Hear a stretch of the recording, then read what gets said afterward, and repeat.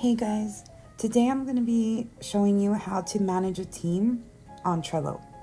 I'm creating this board with you right now, but the link to this board is going to be in this blog, so you can just click on it and you can start using it. So for the purpose of this video, I'm going to be making a Trello board for business consulting. So I'm currently in another class where I'm doing business consulting, and although I use Trello for all my classes, the business consulting one was really cool, really easy to use. So I just wanted to share it with everybody so that you all can do it too, and hopefully keep your team organized and not get lost with, with Google Docs or with anything else that you might be using. Okay, so on the first list, I put business name. So if you're working with a business, you would put their name there. You would put the business's contact information. So like if they have a store, you would put their address, phone number, and the store email. And then you would put the owner's email. And under owner info, you'd put their email and their phone number, just in case anybody in the team needs to get in contact with them. So the next list that we're going to make is the team meetings. So team meetings are super important to keep track of everything that your team is doing and catching up on everything. So you just make a new list, you name it team meetings, and where it says add card, you click on that.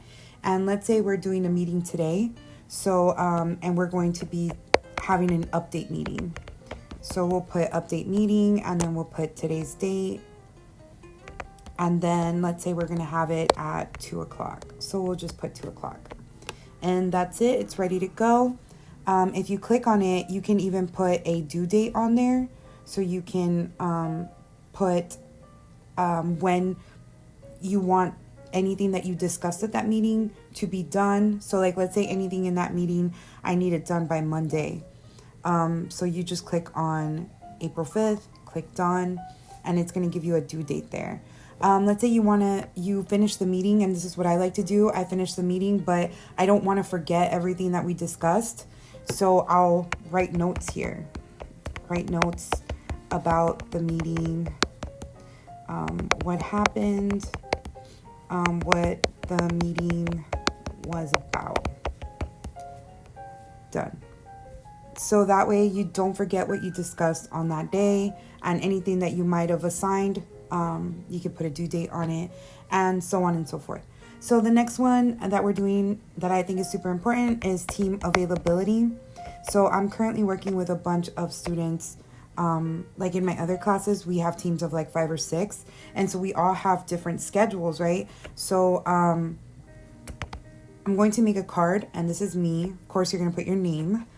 But once you click on that card, you can actually create a checklist. So this is what I do. So I'll put my availability, like Mondays, I'm available from 10 a.m. to, let's say, 1 p.m. And let's say Tuesday, I'm not available because I'm working.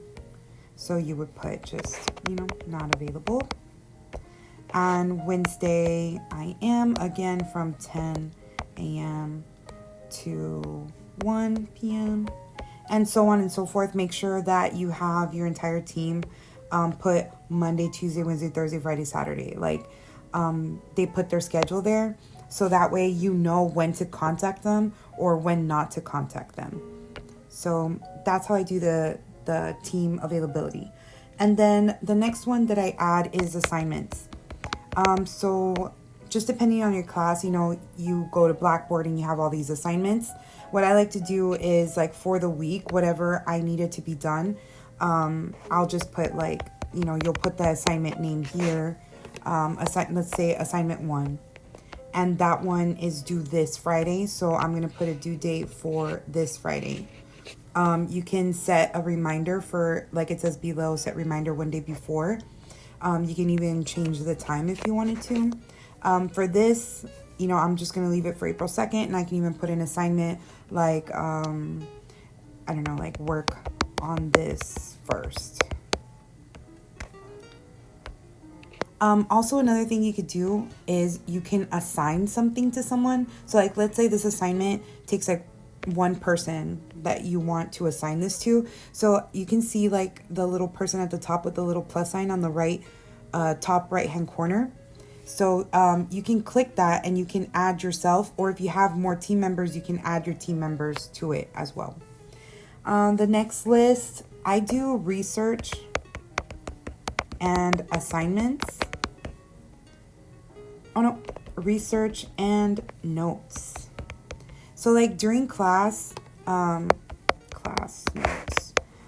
During class, I like to like get on here and add a card, and I'll write a note about what was discussed during class. I'll do that, and then I'll add it to the board.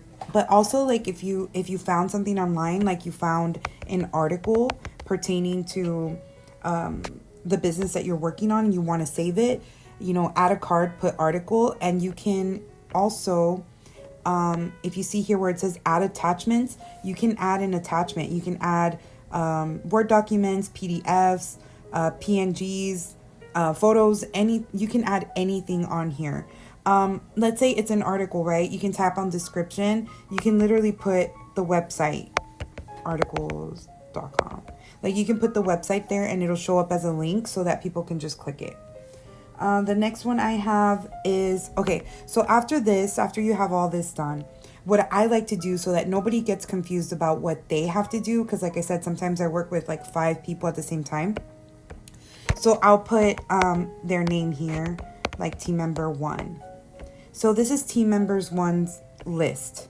And any cards that I put on here, that's just for him.